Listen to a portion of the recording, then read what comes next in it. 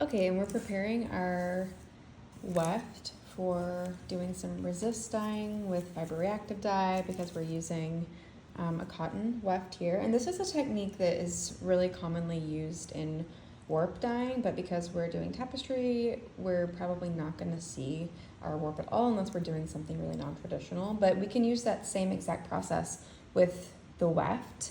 And this is really just creating these like spots of color that will remain the original color of the yarn. So for example, if you're using a undyed pearl cotton, then it would stay the white, and then whatever was not covered in the plastic when put into the pot would obviously dye. So this is just retaining in the spots that we're wrapping the original color of the yarn. And what you want to do is cut a pretty long piece. Mine is probably like 10 inches, and I'm kind of going for some chunkier resist sections. And you want to leave quite a little bit of a tail. So I'm going to place my resist here, and how you want to start is lay your tail of your plastic going in the same direction as your weft, and then you're going to take this longer tail and you're just going to start wrapping. You don't want to see the warp or the weft yarn between these wraps, and you want this to be pretty tight. I'm using a chunkier section of weft, so I'm probably going to have some spots where even like in this area that won't be completely dyed because of the natural resist of the fiber. That looks pretty good. That's a really great size, a couple of inches. And whenever you get to the desired length that you want, you're going to take that first tail, just create a loop like that, and then with the second tail, create another loop, and you're going to come in from the front, from the side facing you, shove that second loop in there, and then pull on your first loop. And it should be really taut. You can see mine is a little loose, so I'm actually going to do that again.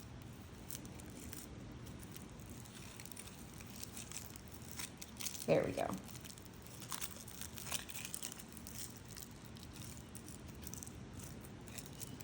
And then after the dye submersion, you'll take this out, and then to reveal the resisted spot, you will just pull on the second tail. For right now, this is perfect. We don't need to touch this.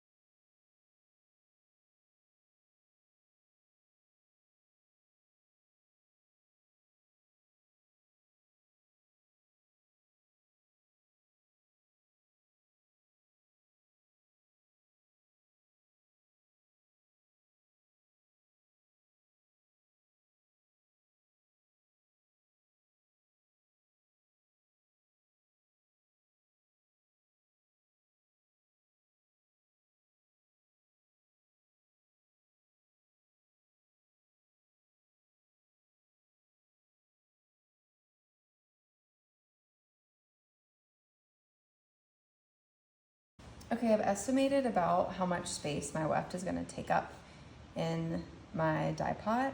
So I'm going to go ahead and fill that up with lukewarm water and then add my salt.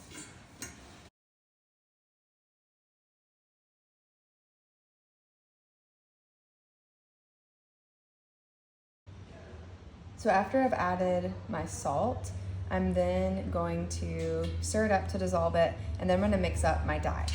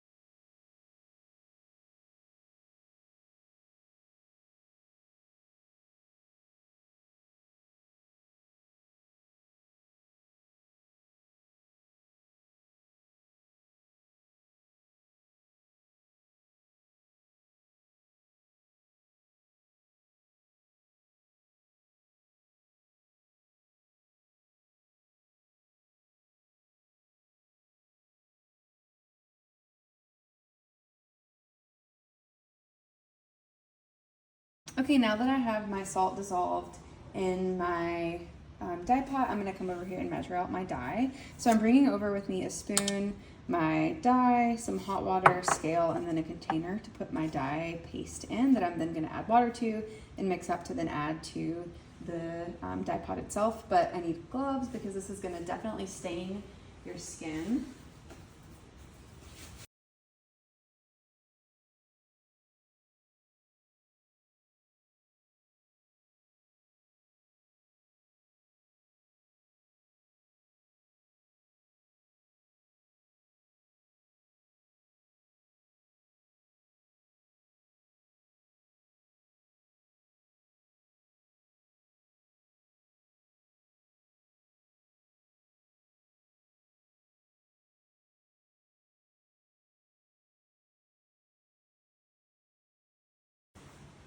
Okay, I have on my table my washed and soaking fiber here. I have my lukewarm water bath that has salt already dissolved. And now with my mask on, I'm going to add my my dye to the dye bath and stir to let it dissolve. I have a wet towel here as well in case I make a mess, which is inevitable. I also like to kind of dip this into the water before it gets all stirred in to get all the leftover dye out. And stir this well to make sure that the dye circulates in the pot.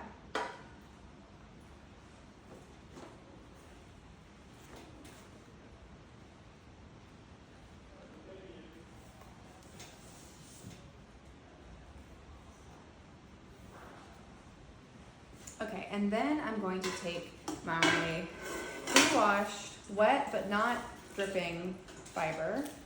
I'm gonna kind of bring this out a little bit.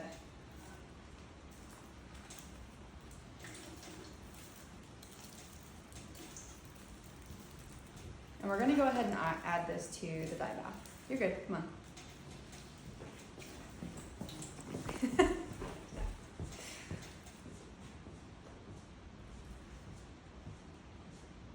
And then we're gonna stir this for about 20 minutes.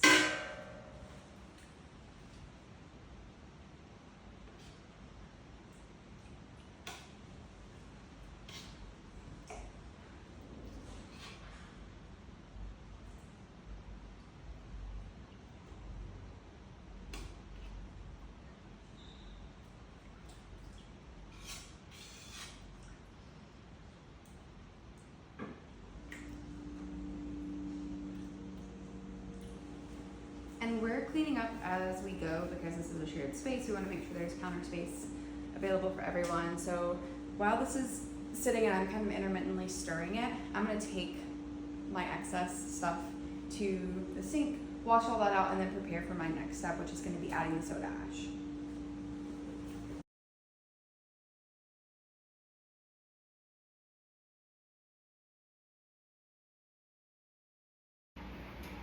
Okay, now that I've been stirring really frequently for the last 20 minutes, I'm actually gonna pull my fiber out and put it in a separate container. And I'm gonna try to just kind of like do this with as little splash as possible. I'm just gonna kind of squeegee it on the side of the pot and then place it into the secondary pot.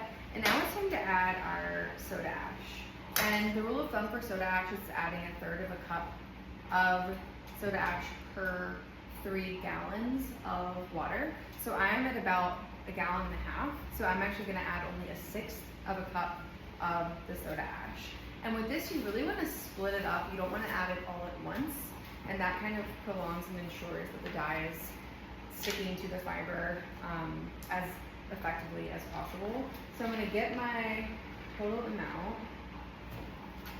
And then I'm gonna put about 1/3 of that into my dye pot, mix that really well, add my fiber back in, stir for 7.5 minutes. So stirring, taking it out, adding another 1/3, putting it back in, stirring for another 7.5 minutes, taking out my fiber, and then adding that last 1/3 of my soda ash that I've come up with based on the calculation of the water in my pot. So I'm gonna do that now.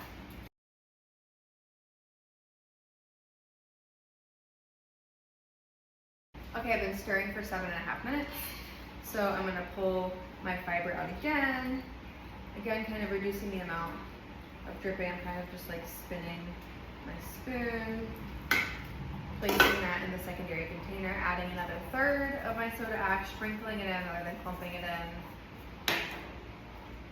And that part doesn't have to be super exact, as long as you're splitting up that division of the soda ash into thirds across 15 minutes-ish, then that's going to be perfectly fine for adhering the pigment to your fiber.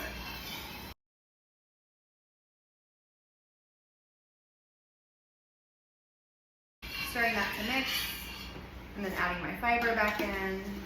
And there's a little bit of extra dye in my secondary pot. I'm going to gently add that back in as well. And then this is ready to go to the sink.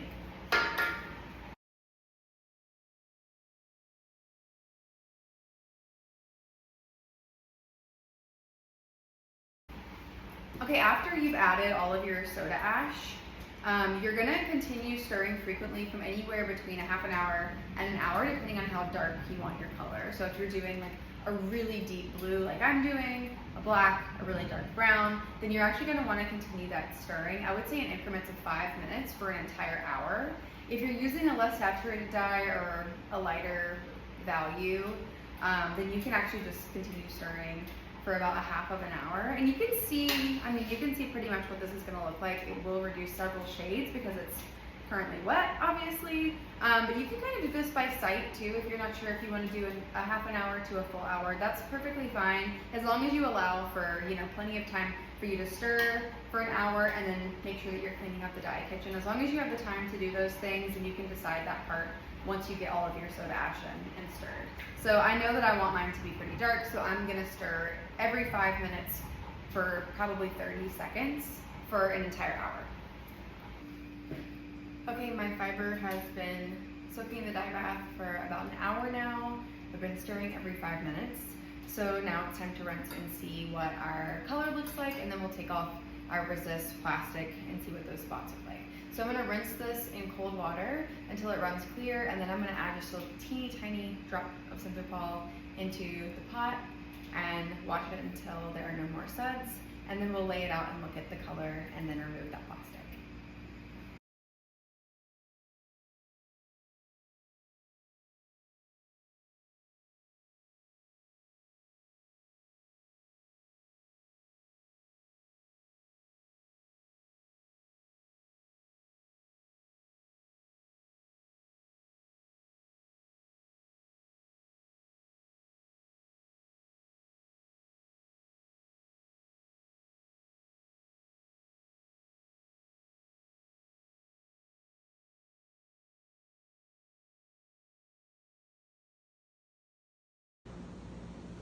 Okay, before I hang up my weft to dry, I am gonna place it here and go ahead and undo the plastic.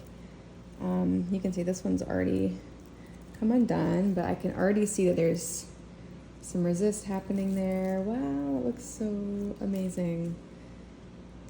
Wow. Yeah, so it's just gonna have this like green stripe throughout it, which is gonna be super cool in the weaving that I have planned for this one. And then with this one, you can still see that it's intact. So you're just gonna pull on the one that had the loop through the other, and then you'll unwrap. Oh, I like this one. Yeah, you can see that there's kind of some natural resist in there as well. Oh, that is so awesome. Wow. Okay. So I'm just gonna take all these out.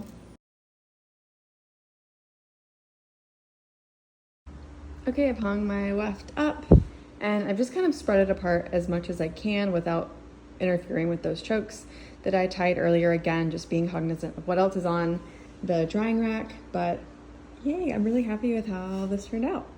I can't wait to see what you guys do with this.